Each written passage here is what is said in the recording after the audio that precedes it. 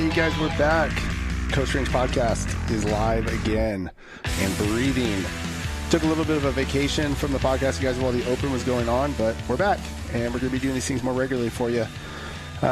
Before we get started, I've got some announcements. Just a reminder, we've got our Give 100, Get 100 referral. So what that means is, don't forget, if you guys have some friends that you want to come join Coast Range CrossFit, you have the opportunity, come find a coach. We'll give you a gift certificate worth $100. You don't have to pay us anything for it. It's free for you.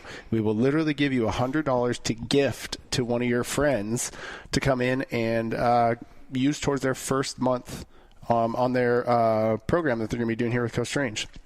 We had Augie take advantage of that. I'm actually doing Coy's day 2 on-ramp right now. And then we had Amanda Poso take advantage of that. And we just got Austin through her 3-day on-ramp too. So it was pretty cool. Both of them were like, yeah, my friend gave me $100 to come in and do this. And I'm really excited. And I probably wouldn't have done it unless they had given me that $100. And it was really cool. And then also we gave Amanda $100 off of anything that she gets here. And then also we gave Augie $100 off his next month too. So you guys will get $100 off of your membership when you guys get somebody to sign up with us. Also coming up Tuesday night, April 24th at 7:30 p.m., we've got our Coast Range Nutrition Seminar we're going to be doing. That is free for all Coast Range members. Come hang out with us at 7:30 on April 24th and learn some stuff about nutrition from Brittany and Brett. We also have a new thing that we're doing now, and I've already signed up quite a few people on it, but it's a 6-week program. So basically what we're doing is, if you have a movement you want to get, an injury you want to overcome, something that you feel like you need a little bit of extra attention on, please come find me, Coach Wes, and we can hook you up with a 6-week program. Basically what we do is we look at the workouts we're going to be doing in the group classes for the next 6 weeks. We modify those to fit whatever need or scale that you need to have based off of any type of injury you may have or a goal that you may have. And then we also give you a little bit of accessory work to do that as well. Cost on that is $300 for the 6-week program. We've already had a few people go through it and see huge improvements on whatever it was they're working with. Rose is one of my favorites. She's had a shoulder injury that's been bothering her for quite some time now. We spent the last 5 weeks really working on it. And just this last week, she was able to do wall balls. She was able to do power cleans. And she's been doing some push-ups and everything with zero pain in her shoulder. So that's been really cool. She's been following the program, getting through it. Working with Diane, too, on her low back, getting her low back so she can start deadlifting from the floor again. She's already seen huge improvements in that. So if that's something you guys are interested in, be sure to give me hit me up with email or phone or come see me during one of the classes. And I'd love to talk to you more about that. Also, we have free one-on-ones here at Coast Range as well. So if you have a friend who wants to do CrossFit, maybe they're a little concerned, just let us know. Give us their information. We'll get a hold of them, and we'll hook them up with a free one-on-one session. Bring them in, show them what the gym is kind of all about, take them through a workout, and they get to kind of test out the waters and see if it's something they want to do or not. So, but with those announcements aside, it's time to jump in. This podcast is going to be about the Open. It's over. And it's time to discuss how was it, some things we thought we liked, maybe we didn't like, some highlights, all that sort of thing. So I'm joined here with Coach Britt and Coach Brett. That's Brittany, and that's Brett. Hey. And we're going to go over this last year's Open, you guys, just kind of a quick recap on it. So first thing we're going to talk about, you guys, is just let's recap the workouts. What did you guys think? Yeah. They were cool. Yeah. I'm just kidding. No, I thought for the most part they were cool. I mean, always going to show up something that you don't want to see. Every year I hope for no wall balls and no rowing, and I got one of those wishes this year. So now I'm waiting for the year where there's no rowing in it, but that's okay. I worked hard on it this year, so I felt better going into it with my rowing, but I thought they were cool. I definitely, after the first week, I called it. I was like, I think he's going to put in something new every single week, because come on, he was like, oh, it's going to be out of the box and like all this craziness. And I was like, that has to be it. You know, he has to bring in something new and different. So I thought it was cool. I think that kept it, interesting. So. Awesome. What did you think, Britt? Yeah, definitely surprised with the handstand walks. That was something new that was that he threw in there. That was wondering if he was ever going to have something in there, because everybody always talks about what is he going to do differently this year. And it's like, well, what can't he do? Well, you can't have running because you can't really film somebody running. Or can we? We can, actually. Well, with it's like if everybody has a true form runner, or no, what? You just do 25-foot shuttle sprints. Oh God. Right? Yeah, we did actually think about that. We're like, yeah, we because could we've do already that. done 25-foot increments of stuff, or 50-foot increments of stuff. Yeah, it started with like the overhead lunge, and then it was the front rack lunge with the dumbbells, and then it was a handstand walk. So technically, you could do a shuttle run. Hopefully, Castro is not listening to this podcast right now. I don't think that would be. That would hurt. Actually, I'm not going to say that. Yeah.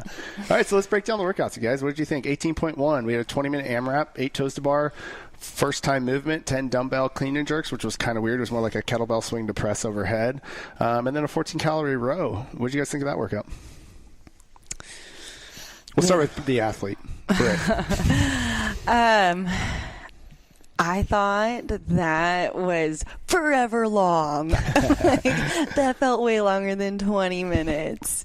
I thought that just took you through so many different emotions, which like I don't think other workouts, like when it's something that's like 5 minutes long or 12 minutes long, like it doesn't take you through that many emotions. But like on that workout, first I was like, okay, I got this. And then like in round 3, I was like, oh, never mind, I'm starting to die. And then by round, like, I don't know, by like halfway in, I was like, God, I have so much left. I'm on this thing forever. Totally. And then by the time it came to like the last minute, I was like, God, I'm dying, but I gotta go. And like, just so many different emotions. So that was like, I thought otherwise, like it was just moving through it. Like there wasn't really a spot to like slow down. You just kept going. And it was more of like if you could stay in it mentally, I think, and make it through all those emotions with confidence each and every time. Totally. Yeah, I thought it was funny. I remember when I finished it, I was like, that's going to be, I don't want to say the easiest, but that's going to be the least painful workout we're probably going to have, because it was this kind of new movement with the dumbbell clean and jerk, and the dumbbell wasn't that heavy as far as like it went for me at least. I was like, oh, this dumbbell's not bad, moving through the whole time. I actually kind of like the row. I enjoy rowing a little bit, and then I really love toes to bar. And so I was going through this like, I'm like, this is an awesome open. Man, maybe I should have like put in some work this year, But I really enjoyed it. Oh, that's a common theme with me on all open workouts. I hate them, but I really like them a lot. So what about you, Brett? Yeah, it was definitely one where there wasn't any real challenge. I mean, as far as movements, wasn't anything like a muscle up or anything like that. It was a really good, first workout for the open. Most of the people can do it, and it was like you said, it's 20 minutes. So a lot of times, or getting through the workout, you just kind of find yourself kind of losing your thought process and just trying to get through the workout.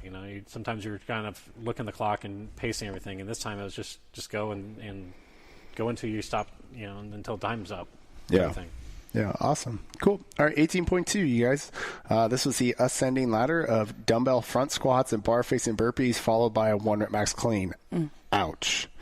That was my word for this workout. Ouch. It hurt bad. What do you guys think? I mean, I actually really liked this workout. God, you're so weird.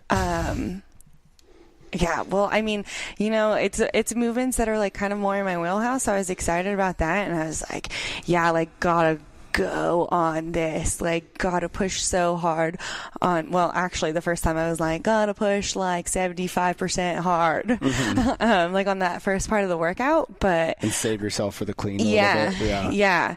I was excited to see a max out again. I think that's just like so much fun. Yeah. Especially when like during the Friday Night Lights, right? Yeah. That was so awesome. much We had fun. so many PRs that day. It was insane. Yeah.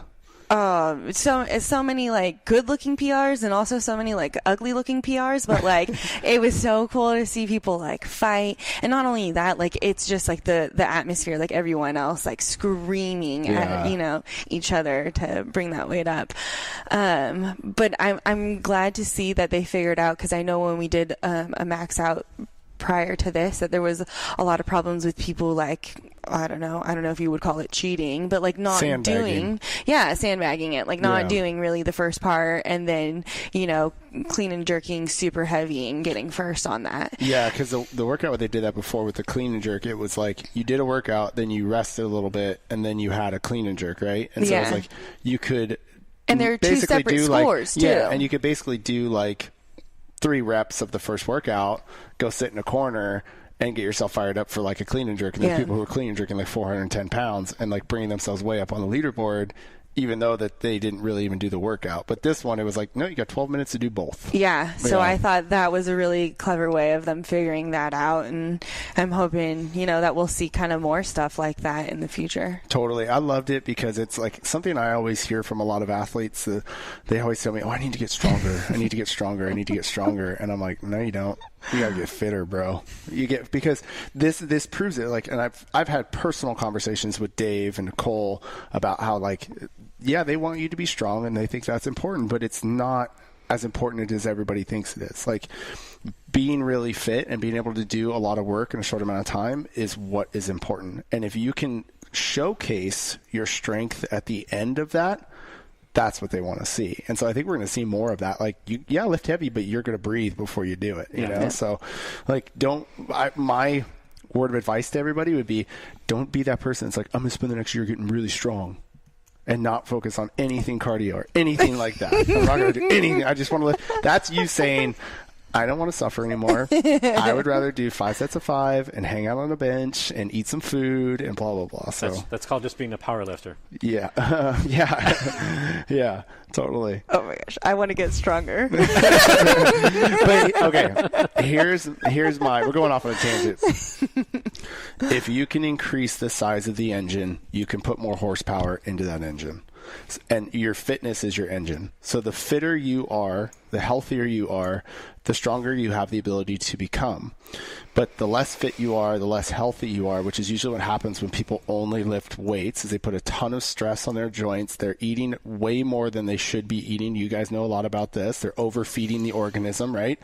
And they're in an unhealthy state when they're doing nothing but getting stronger.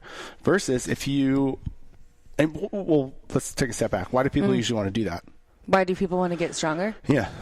Because they like being fucking strong. Who doesn't like being strong? No, totally. But it's usually because they want to get to a goal quicker than they would if they were to focus on both at the same time and slowly increase their fitness and their strength over time. It would just take longer. It would take longer for you to get stronger, and you would take a little bit longer for you to get fitter, versus if you just focus on strength. Nothing but strength, you get really strong. Then you all of a sudden focus on the aerobic capacity stuff, you lose a little bit of strength, but then you get that back. And so they want 2 things quickly, and that's an unhealthy way to get it, in my opinion. Would you say that getting fitter hurts more than getting stronger? Oh yeah. That's also I think that there's definitely pain in getting stronger for sure. Like I've gone through some cycles. Like I worked with the guys at Cal Strength. I've been through their stuff. I understand what that's like, and that sucks, dude. It's no joke. Like it's not easy to get strong. It's freaking hard. It really is. But when you make the decision to go, I'm only going to get strong right now, and I'm not going to focus on any of that stuff. The only reason why I don't like that is because you become very unhealthy. Like, it's hard on the body. And I think what keeps you healthy is keeping the cardiovascular system strong. You know, and breathing heavy and getting blood to flow and taking breaks from lifting heavy gets stress off the joints. And that's what's going to allow you to do CrossFit and be healthy when you're 70. Not be walking around with a limp when you're 70 because you put so much stress on your joints. Brittany's just looking at me like, I want to get strong this year. I was going to talk to you about this before the podcast, but I really want to get stronger this year. We can talk about it after. It's all good. We can keep going. Everybody wants to be stronger. Everybody wants to be fitter. But I think the best way to do is that. And I think that what Dave and Nicole and they're trying to showcase is that, you know, this is true fitness. Fitness is what can you do in a short amount of time, and that's showcasing that fitness. And so I really, really, really liked that workout a lot. Even though I didn't do very well on it, I really liked that workout a lot for sure. Cool. All right, 18.3. Moving on. 2 rounds, 100 double unders, 20 overhead squats, 100 double unders, 12 ring muscle ups, 100 double unders, 12 dumbbell snatches, 100 double unders, 12 bar muscle ups. I have a funny story about this workout. Okay, go. I think it was the week before we did a workout that was kettlebell clean and jerks, single arm kettlebell clean and jerks, and double unders. In class? Yep. It was from the hang. It was a kettlebell clean and jerk for like 5 reps on one side, and then it was 80 double unders, and then it was left arm clean and jerks, and then 80 double unders, and that was one round. And it was many rounds you can get in, I think 10 minutes or I don't remember the time domain. Yeah, but I ended up doing like 800 double unders in that workout. And I remember, I think I said that to Reed, and he goes, "That's too many, bro." That's too many. So you're going to hurt yourself. Like, he was seriously concerned. He's like, "You're going to hurt yourself, dude. That's too many." And then this workout comes out literally the next week. And that's 800 double. Yeah. Weird. It was just so funny. Anyways, that was my story. Hey, you want to start with your thoughts? Yeah, it was a lot of, I felt, I mean, I did this one scaled, so definitely as a judge, I prefer counting double unders than single unders, because so single unders, the feet barely, a person who's really good at single unders, their feet are barely coming off the floor. That rope is going super fast.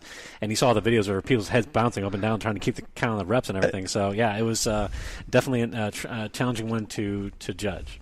But, yeah, it was fun when you just grind through it and get it done. I thought it was a cool twist on like a chipper. I think that's cool.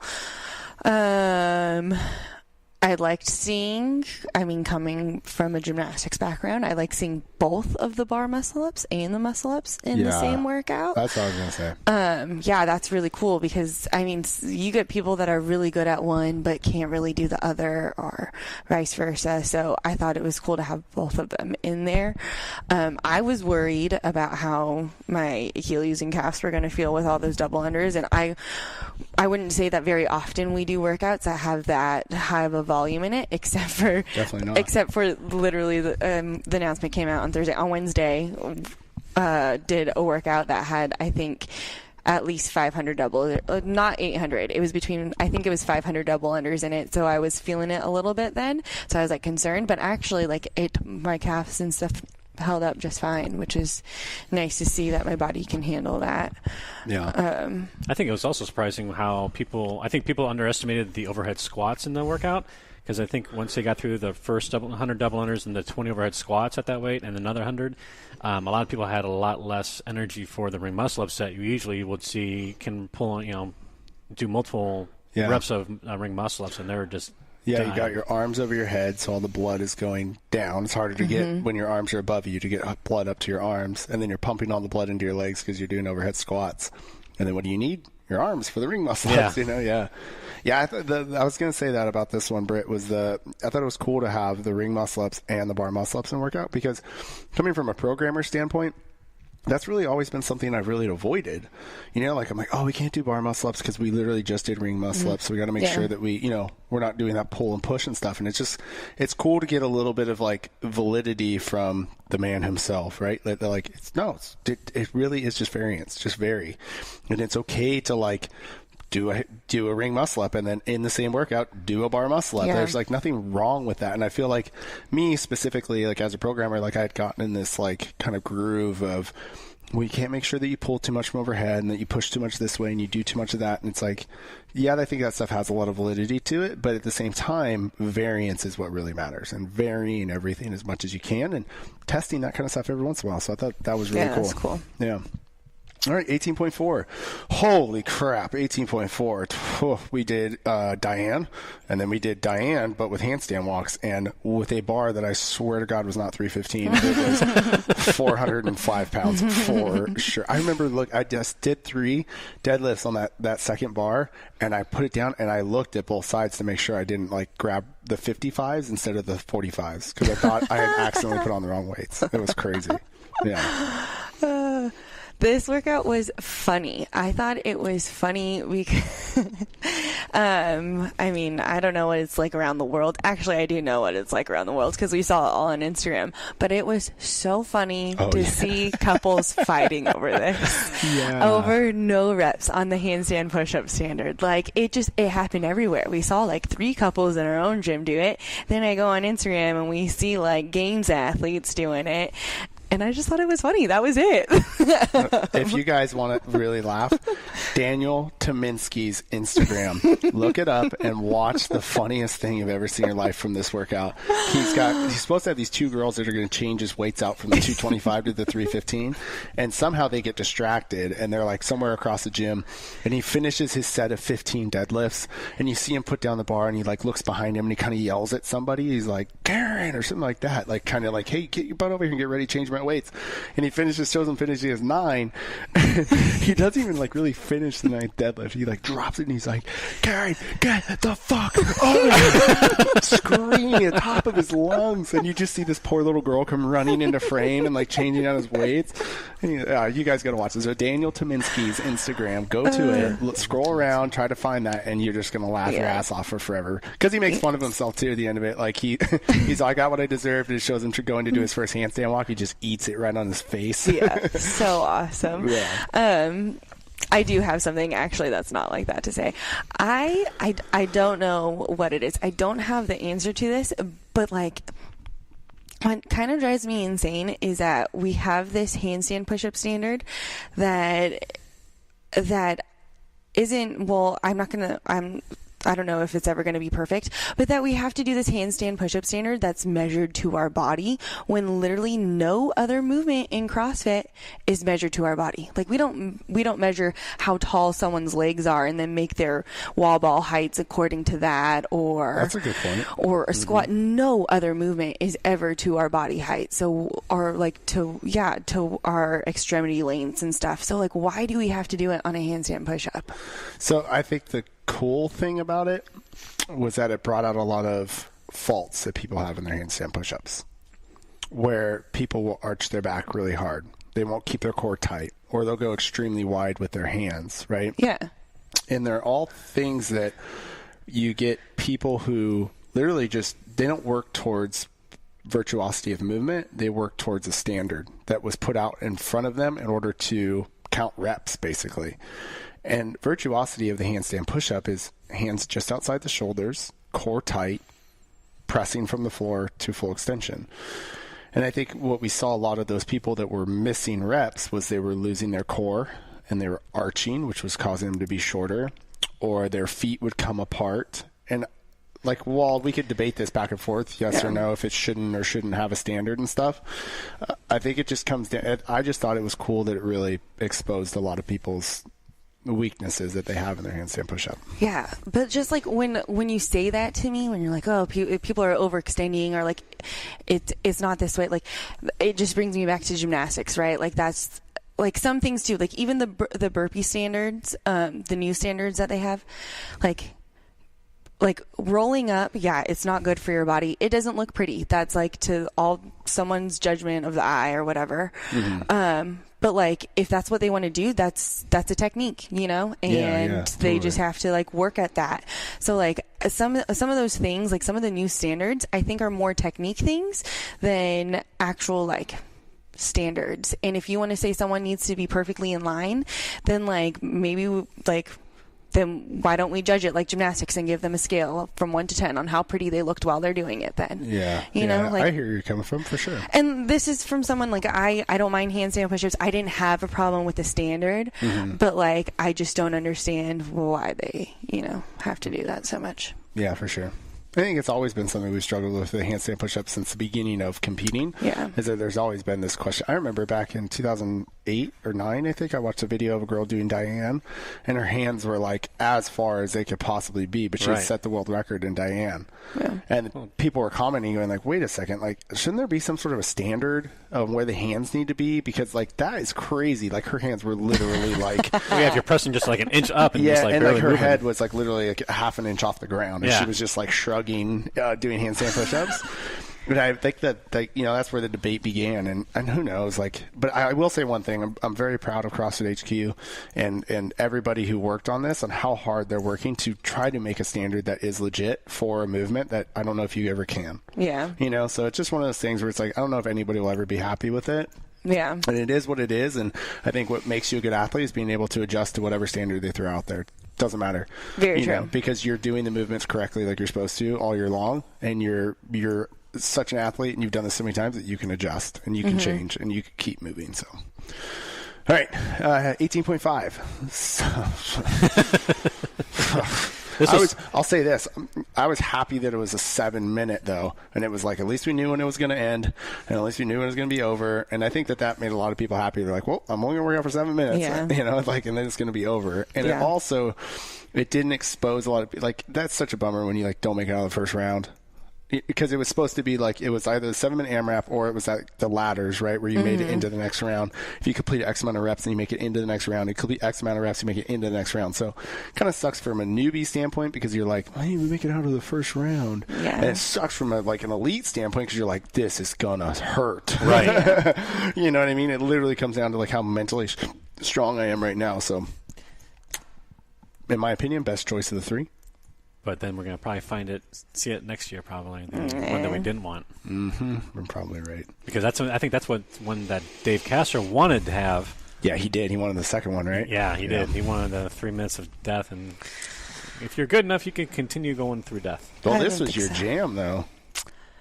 Yeah, I mean, I felt like with any one of those, I would have been fine with. Like, mentally, I would have been like, okay, ready to go. You know, like, yeah, I would have said the second option, the ladder of the chest to bar and thrusters would have hurt the most. I don't know. I haven't done it. So, but yeah, I was cool with it.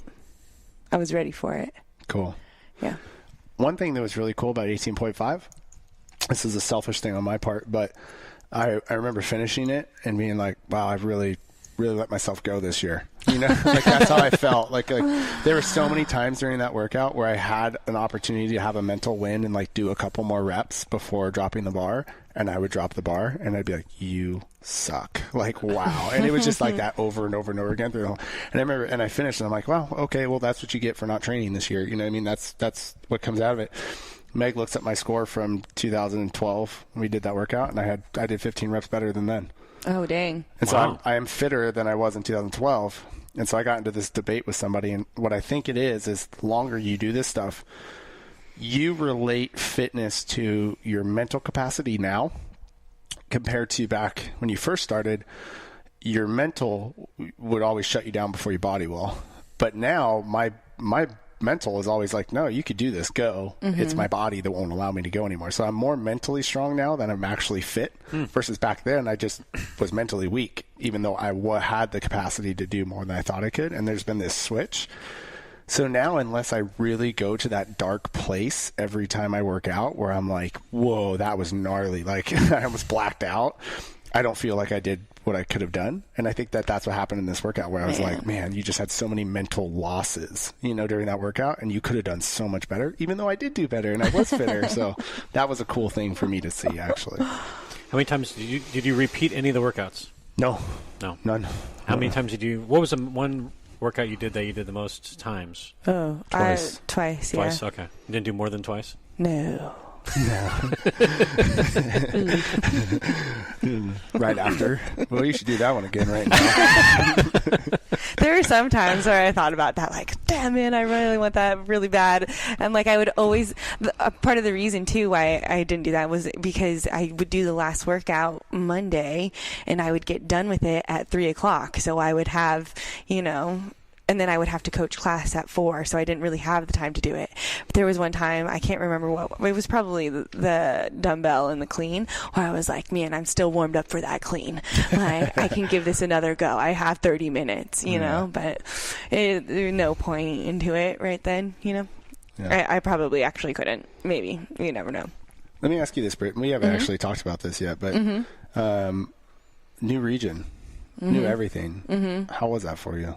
You spent a year training your ass off. Yeah. It was really hard. I went into, after we went to regionals as a team, I went into regionals as a team wanting to quit CrossFit and pick up weightlifting, and then I left that weekend being like, I want to go back, but as an individual. So that was a real quick turnaround right there. Regional does that to you. Yeah. So then ever since then, that's kind of been like, you know, what's been pushing me is I really want to go back, but as an individual. And we went into this past season being like, let's not focus on regionals and let's like just try to be the best that we can possibly be every single day. But it's very hard to do that. And so I made the goal last year that I wanted to be top 20 in NorCal, because that's what was going to make it to regionals. And so I didn't put right down on my goals, I want to make it to regionals. I put on there, I want to be top 20 in NorCal in the open. And so when they changed that around, I wasn't too worried about it at first, actually, and it wasn't until it got closer that I started being like, oh God.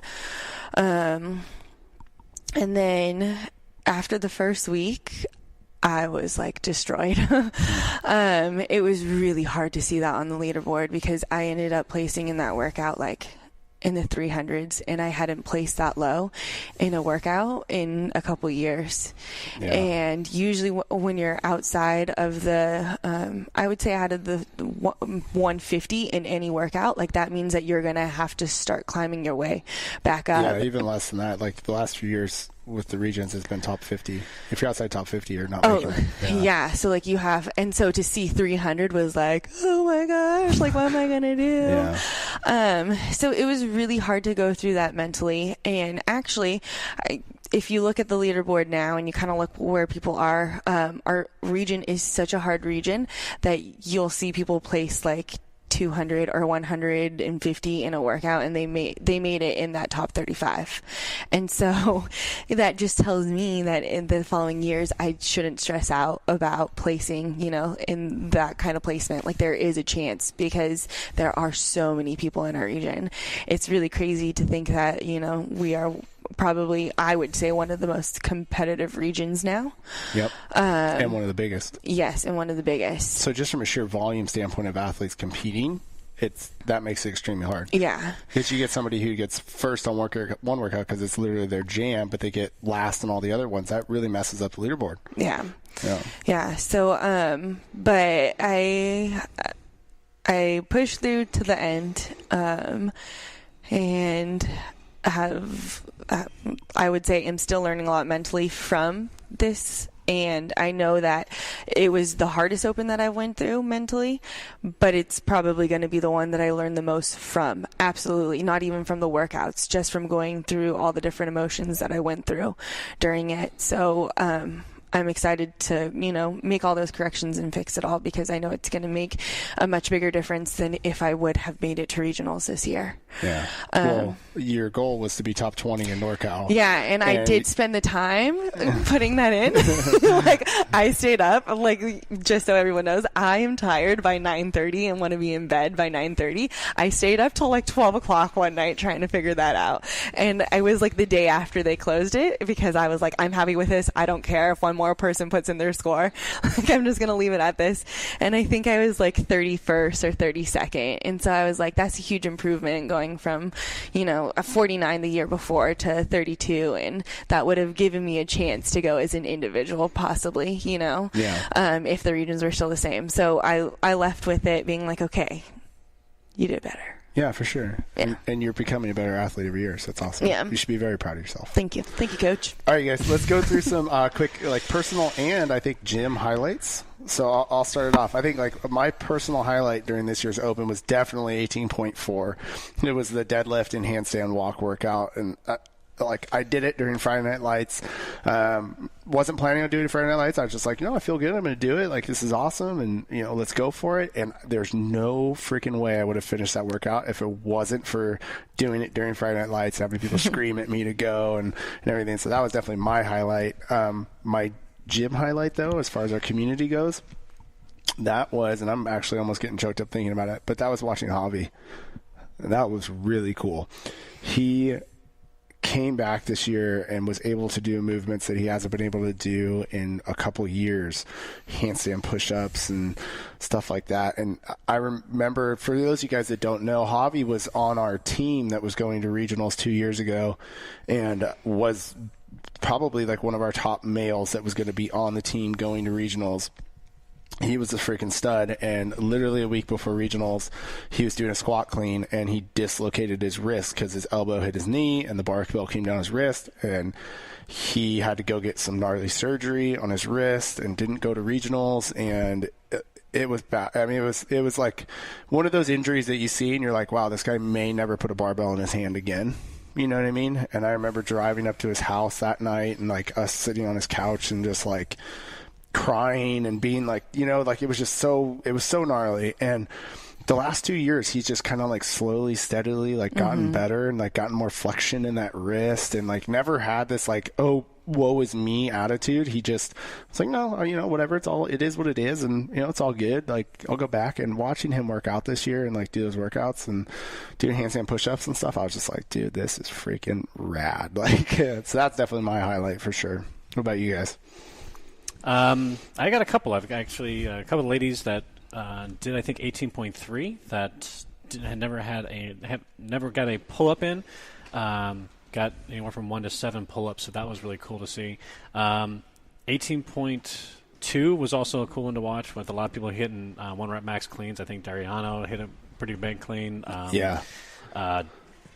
Dennis did. Dennis, yeah, I was going to say Dennis had one. Mm-hmm. My wife, this is like her first full open that she's done, and she PR'd by like 11 pounds on that. That's cool. Clean, so that was really cool to see. So, sorry, but I'm pulling a little I guess favorites there on that one. Yeah. What was your own personal highlight, Britt? I think just basically going through this workout, or all these workouts, I decided to go scaled with some injuries I'm dealing with. So just kind of being a little more humbled as far as knowing that doing this scaled, it wasn't necessarily easier. Even though the movements might have been a little bit easier, it was definitely still pushing as hard as I could, and find myself lying on the floor, gassed out, you know, wondering what happened. But yeah, that was just learning on, you know, figuring out that scale doesn't necessarily mean easy. Yeah, for sure. Yeah, that's cool. Yeah. What about you, Britt? Gosh, so the highlight for myself, my own personal highlight, was doing 18.5, and it was just Wes told you the story about him being like, oh, like he had a whole bunch of mental fails. Well, luckily for me, he's my coach, and he had all those mental fails, and he told me don't have those mental fails. Like, you know, take the opportunity to be like, I can do like one more.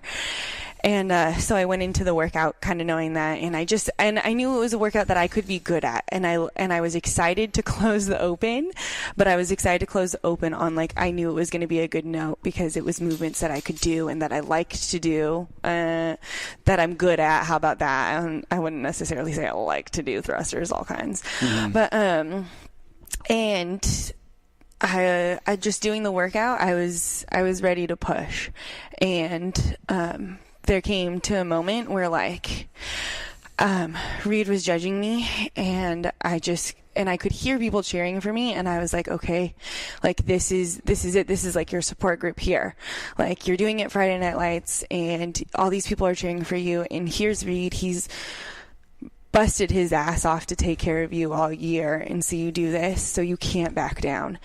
And then I think after that moment, then it was like flow from there. Like, everything kind of just like whoosh, zoomed out, and I couldn't really hear very much except for like Wes screaming really hard in my last round of thrusters. And then I finished it, and I felt like I gave it my all, and I was very happy of my effort, and I was very happy to do it with everyone there. That's awesome. So, yeah, that's all you can ask at the end of those workouts is to be happy with yourself. Yeah. Sure. And I think it's cool. Like, it feels like a big team effort. Like, when this whole year, which makes it very hard as well too, because I feel like I don't want to let other people down, and we're all doing this together. And so it was cool to close it with everyone and not just in here by myself. Yeah, and we did that for a couple workouts, and I don't think it was good. Yeah, I think there's something about that Friday Night Lights atmosphere, even though it's a little bit more stressful for sure. just pulls out the best in you. It's like being at regionals. That's stressful as hell, but that's what pulls the best out of you, you know? So that's actually one of the things we talk about too with the community is like, what do we want to do next year? You know, Friday Night Lights is the first year we've done it. I think the first week was super awesome. We had a ton of people here.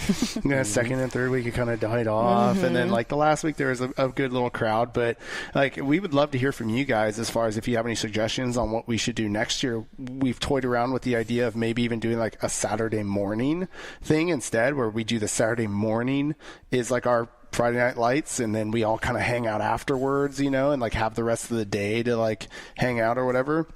But we would love to hear from you guys. So if you have suggestions, just go ahead and throw them down in the comments underneath the iTunes reviews, and let us know if you guys have suggestions for the Friday Night Lights for next year. That we would really appreciate that, because we want to make it an event. We want you guys to be stoked on when it is.